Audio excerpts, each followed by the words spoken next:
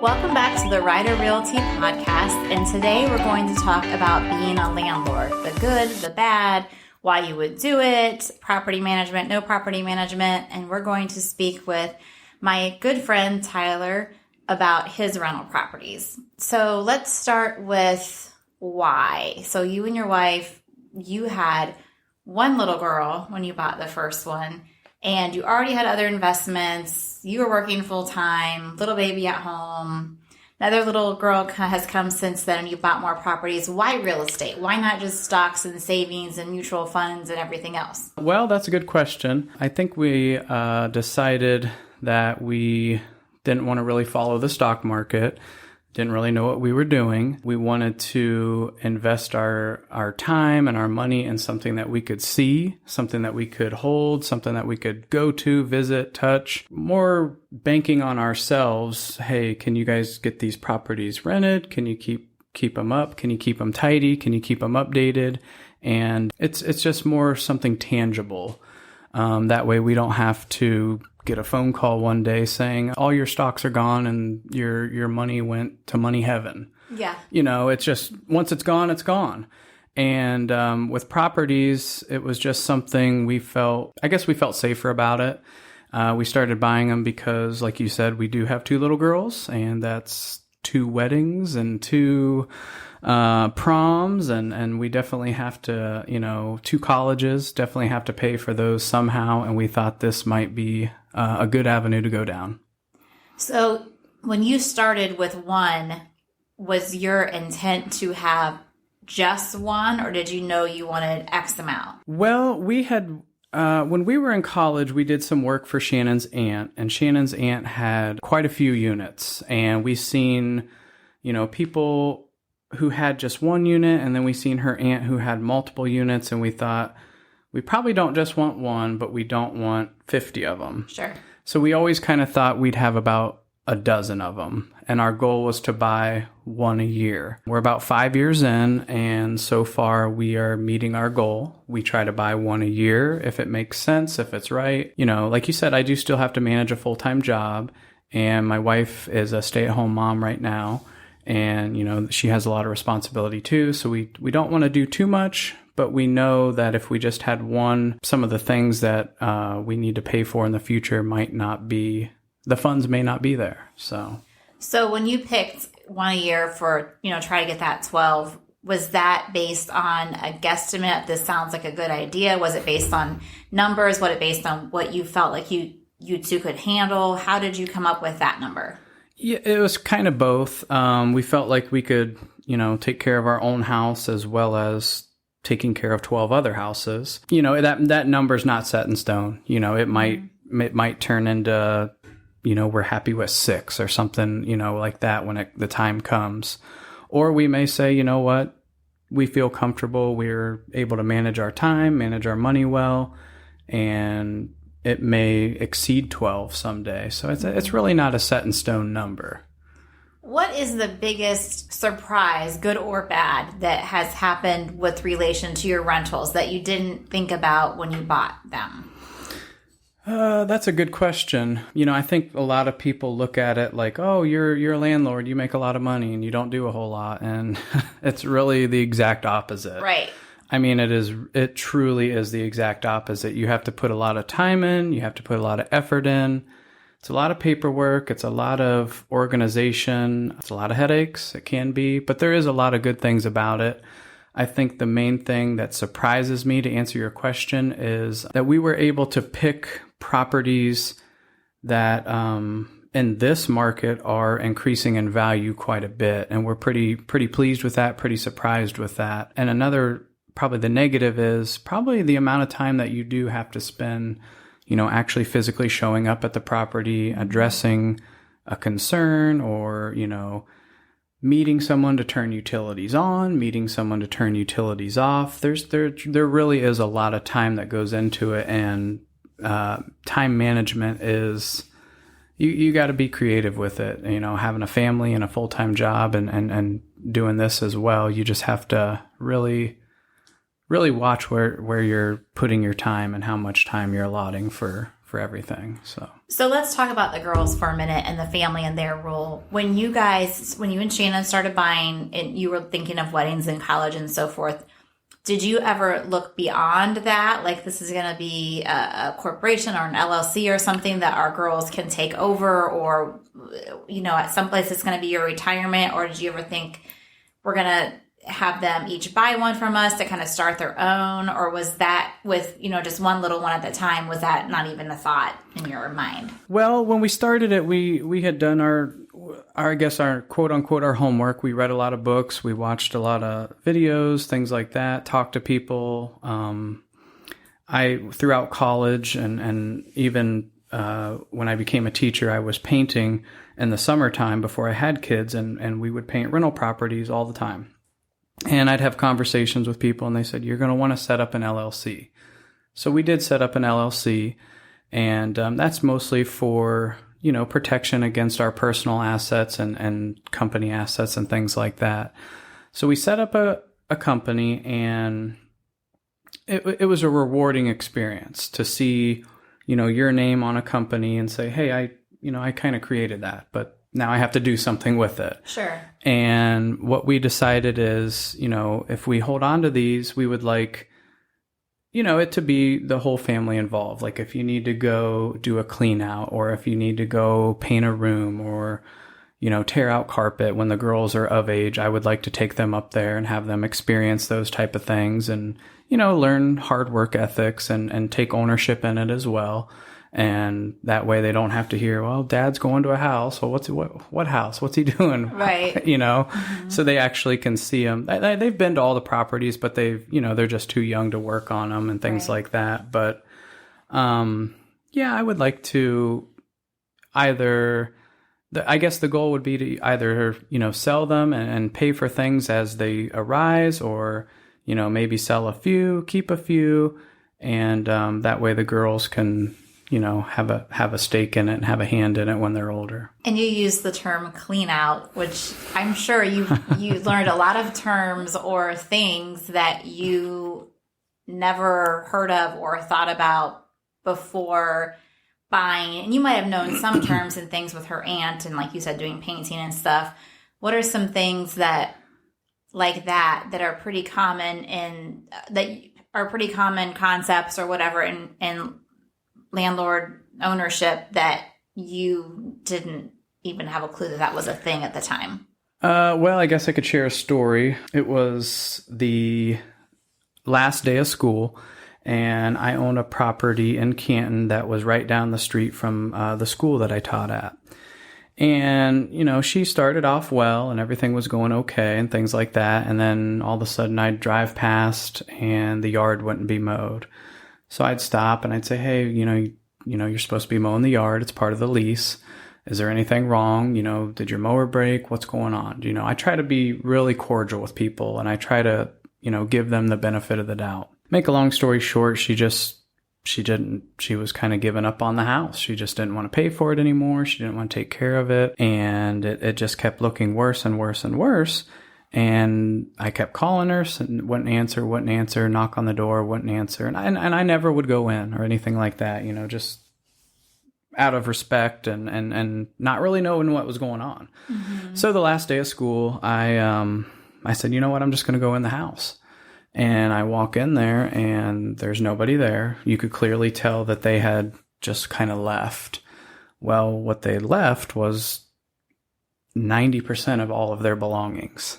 And you could tell that the electric had been cut out because I opened up the fridge and I just smelled the worst type of smell I've ever smelled. I can still remember it. It was that bad.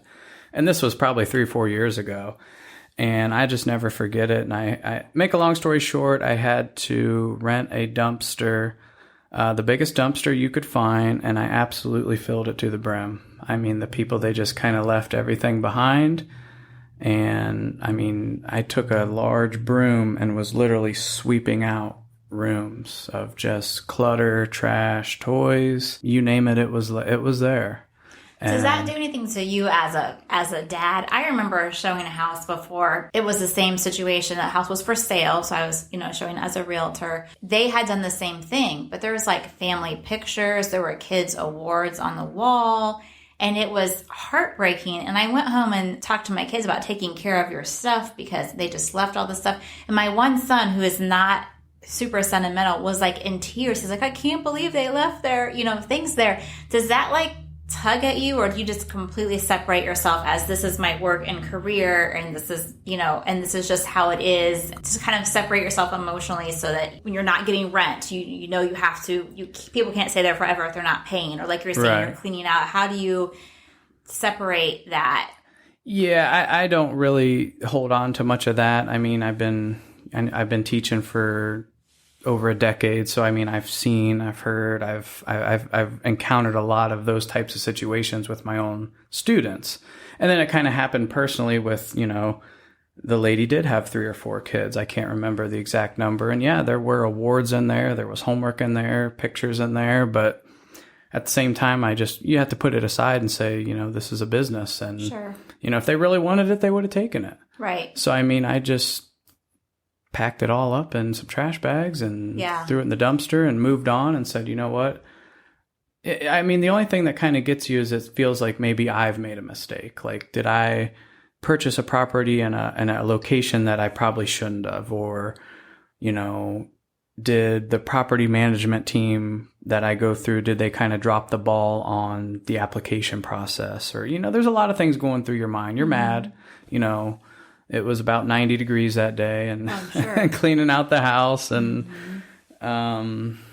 so, yeah, there's a lot of things that go on, but I think you just got to put it aside and say, this is what I need to do at this point in time, and you just go do it. Right. And I have told people, too, if they're asking me about being a landlord, I'll say there are 2 different kinds of people who should do it and people who shouldn't do it. And my dad had 3 rental properties plus his personal home, which he mortgaged the personal home to get the rentals. And he was the kind who didn't collect rent. Mm-hmm. If you had an addiction or you didn't want to work or whatever, he was sympathetic to the point that he lost all 4 properties. And, it didn't do background. I mean, nothing. It was just, okay, someone needs a place to stay. I'm going to give it to them. And so that's not a good experience either. There's like that.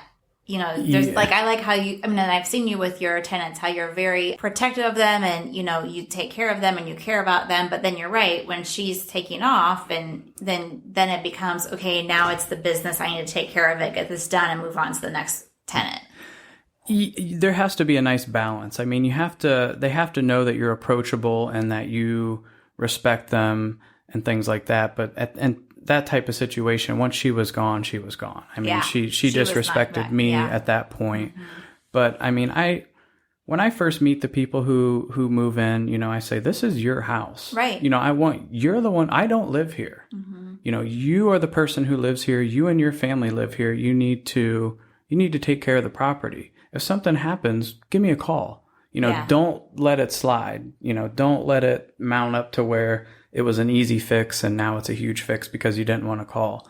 So I definitely make myself approachable. I definitely am respectful to the people, who are renting them. I take pride in my houses and I take pride in the people who live in them. I'm very thankful for them. Yeah. Very, very thankful for them. Well, and I'm sure that they appreciate being able to feel like it's their house. Like, they have the freedoms to know that they're going to take care of it and they can move in and be settled and stay as long as they want, right. Whether it's a year lease or a 5-year, and you're going to take care of things as they need done and not just let them go. Like, that has to be a big relief to them as well. Yeah. Especially in homes, because it seems like when it's a single family home, the tenants stay longer. I have some friends who have been in the same rental house for 40 years and that it is truly their home. So I think it's very important for a landlord to allow them to have it their home like you are, and then, take care of it and not just let things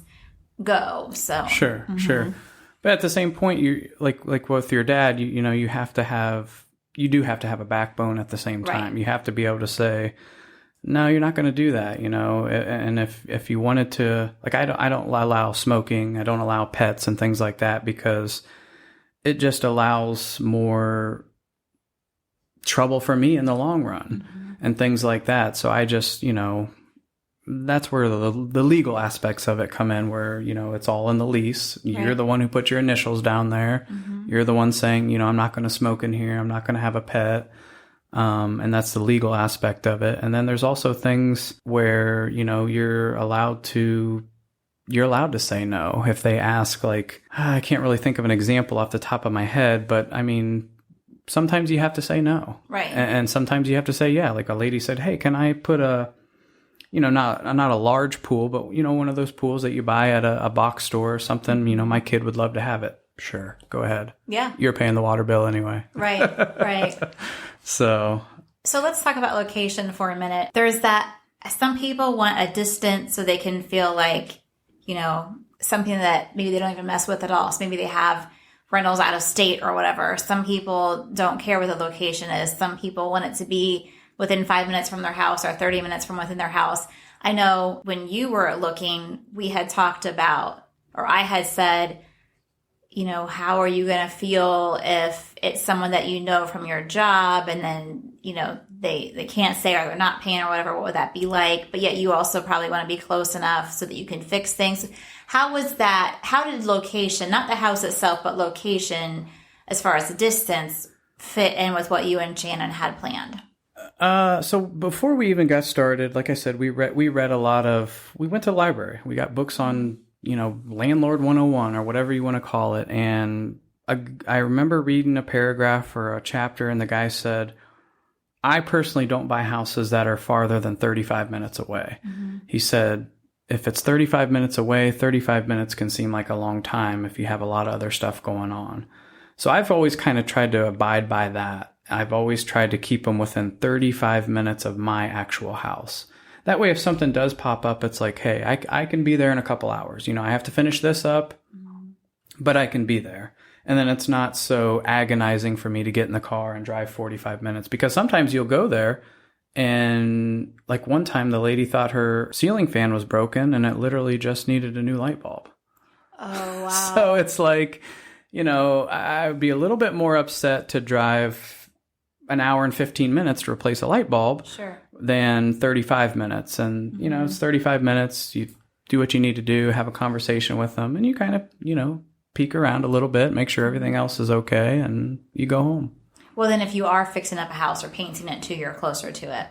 Exactly. And you don't have to haul materials as far, and you don't have to invest as much time just traveling. So I feel like it's worked for us so far. And some landlords want or just want rentals in general, and some specifically want a single family, or they want multifamily, so you're getting, different rents from the same building. All of yours are single family. Was that intentional when you guys were talking about it? Absolutely. Yeah, I know what you're saying. Some people just buy duplexes, triplexes, whatever, apartment complexes and things like that. And then they also have single family houses. We're very picky, I guess would be the word. We only buy single family houses. We'll only buy a ranch house or a bungalow. We try to keep them that way because over the years when we were in college, we lived in some large 2-story houses and the utilities just tore us up. Oh, I bet. I mean, the heating bills were through the roof. The cooling bills were through the roof. And also cleaning gutters is a yearly thing, if not twice a year. And it is a lot harder to load a 32-foot ladder onto a truck or a trailer and go clean the gutters on a 2-story house when I can put my 20-foot ladder on my truck and go clean out the gutters and be done in an hour on a smaller house. So we try to buy those type of houses. We feel like they work best for us. We feel like people are happier in them because of the utility costs are lower on them. When you go to sell it, they're more marketable, I feel. I mean, these are just my opinions. I mean, I'm not sitting here telling people what to do or how to do it. These are just my opinions. They've worked for me. Sure. And those type of houses, you can have a small family in them, but you can also have a couple in them. Like at one point we had a lady living by herself in one. We had a family of 4 living in one. We had a young couple living in one, and then we had a mother and her 2 daughters living in one. So it just kind of caters to a lot of different people. Sure, any scenario can work. Yeah. Yeah, where if it's like a super, super tiny efficiency apartment, then that might look different. And you guys have lots of options with, people who might want to. And I've always grew up in ranch house. I'm just a sucker for ranch houses. I like them. I think they're great, especially if I like them brick too. If you can find them brick, I own 3 brick houses, and I just like those the best. So I buy them if I like them. So I can go into a house and, within the first 10 minutes, I think I know if I'm going to buy the house that day or not. So here's another question about the houses. Some people want a house that needs completely gutted and they want to do all the work. Some people want a house that needs a lot of work, maybe updating, but not a gut job. And then other people want more that's move-in ready. Tell us what you're looking for, what in your houses as far as the condition and why. Okay. I've never bought a house that needed totally gutted or anything like that, or a whole rehab on a house. Number one, I don't have the time to invest in that. And I don't even know if I'd have the right resources, like the right person to go in and do that job. I might have to go hunt that person down and find them to complete a certain task that may need done. So when we look for houses, we typically look for something that has the majors already intact. The windows have been redone within the last 5 years. The furnace, the hot water tank, the roof, maybe even the furnace or air conditioner has been replaced in the last 5 years. Sometimes we find them that somebody did all those things, and it's like they're already in good working order. They paid for those things, and usually those are the major costs of buying a house. If you have to replace them, those are the pricey things. So we try to get those things that somebody has already done that for us. Sure. And then I try to get them where, it needs some updates, like it needs some painting and it needs some flooring, and maybe a few little other things around the house, like landscaping or things like that, because I have experience painting. So I paint all the houses. A buddy and I will go into a house and we'll paint them. I do all the landscaping and the outside work to a house, cutting down bushes or trees or anything like that. And I have a good friend who does carpet.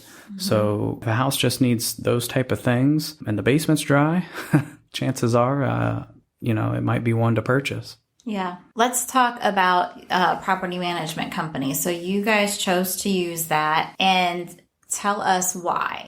So the main reason why we use it is because of time and convenience. So what our property management company does is they're a company out of Worcester, and I'll buy the house and I'll go fix it up to what I feel is what somebody would be looking for. And they come and they take pictures of it. And then the reason we have them is because they field those phone calls and they field the emails. They'll list it on, apartments.com, realtor.com, Craigslist, their own website. And they've called me on every house that I've ever bought. And they said, Tyler, we've had over 250 calls in 1 week. I don't have time to take 250 calls. Right. My wife doesn't have time to take 250 calls or answer. One time they told me they had 60 emails in a weekend over one house. Yeah. And that's the reason we have them. And then they can kind of weed through the people that are calling who might just be calling for the people who are actually serious. And then, we have them to do the background checks, to check on their employment, to check on their credit, to check on their, if they have any type of criminal record or anything like that, or if they bankruptcies and any outstanding debt and things like that. So that's what they're for. And they're also there for legal aspects. Like we've had one eviction and, court is during working hours, and it's like, I only get so many days off a year throughout the school year. And it's like, I can't call off work to show up at court. So they show up for me. They also take their 10% a month and things like that. But, they've been invaluable to us. And that 10% is also tax deferrable at the end of the year. So it's, you pay them up front, but you kind of get it back when tax season rolls around. Well, and your time is worth a lot. Yeah. It's like Yeah. Why I have a cleaning lady. She does part of my house, but that adds so much time to my schedule to work or be with my family or whatever. Yes.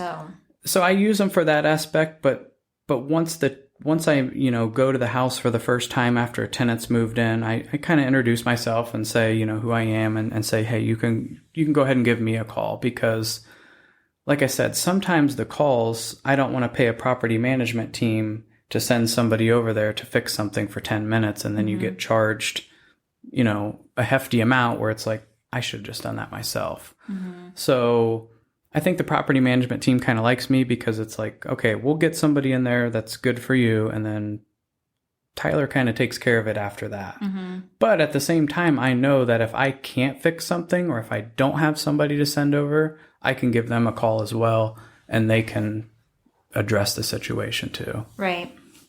So one last topic that I want to talk about. I brought my son to your house last summer. I was talking about rentals, and I always tell him cash, cash, cash, cash, cash. And he's like, invest and use other people's money. And so it was fun to get your take on that, as somebody who's not his parent and who I also can learn from, your thoughts on that. Because you always hear cash is king, and like you're going to get a big, great deal if you pay cash. I've heard that for cars and different things. And I'm like, I bought cars either way, and I don't see that makes a difference. But then you have, debt, and all the different people have strong opinions one way or the other. So you talked to us about that. Share what you had shared with us at that time, why you guys did loans rather than any other financing. Well, cash is king, but it will always reign king to certain things. But speaking of cash, you have to have a certain amount of cash to put down on your loan. And we like to put down 25% because you get a better interest rate.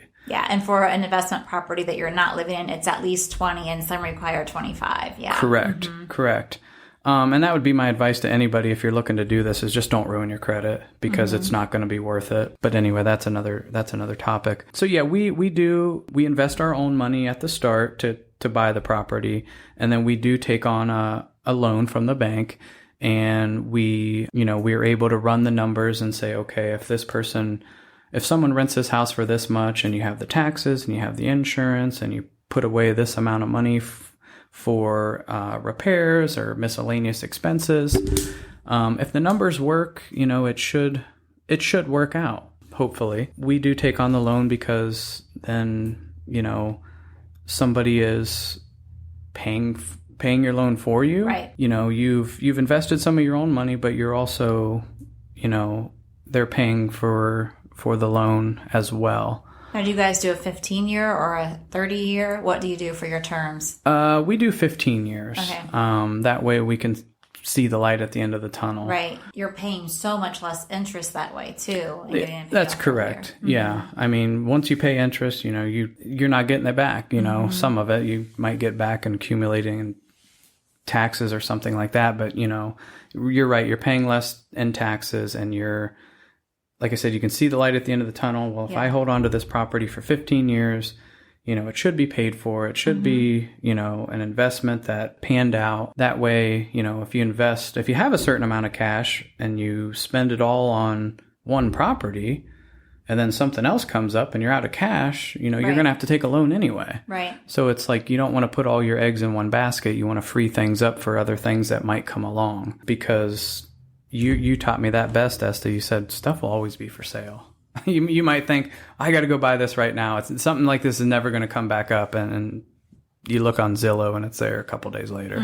So yeah, well, and really, you and Shannon have your goals and your plans lined up where it's come full circle, where you wanted to pay it off in 15 years because the girls were going to be going to college and getting married and all those things. And with that 15-year plan, with your girls being young and doing one every year, like literally you're paying them off one by one as these big milestones will hit for them. So it comes full circle and meets what your original intent was by doing it that way. Exactly. It's kind of like, it just reminded me of I was up at my neighbor's house the other day, and they had their garden planted, and the girls were walking through their garden, and my daughter said, "Why is that corn so much taller than these rows of corn?" And I let my neighbor explain it, and she said, "Well, when that corn's done, we can eat it, and we won't have way too much." And then the next week, the next row would probably be done. And then the next week, the next row, so they can eat corn for a month and they don't have to go pick it all one day. Yeah.